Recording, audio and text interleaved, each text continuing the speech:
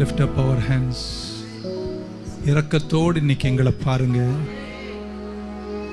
உங்க தெய்வீக சுகம் எங்களுக்கு வேணும். எங்க சரீரங்கள் தொல்லை நிறைந்த இந்த உலகத்தில், சாத்தானுடைய விழுகையின் கீழ் சுழண்டு போன இந்த உலகம் பல்வேறு நிலைகளில் எங்கள் சரீரங்களை பாதிக்கின்றன. எங்கள் ஆயுசு நாட்களை குறுகச் செய்யக்கூடிய எல்லா பங்கையும் அந்த சத்துரு செய்திருக்கிறான்.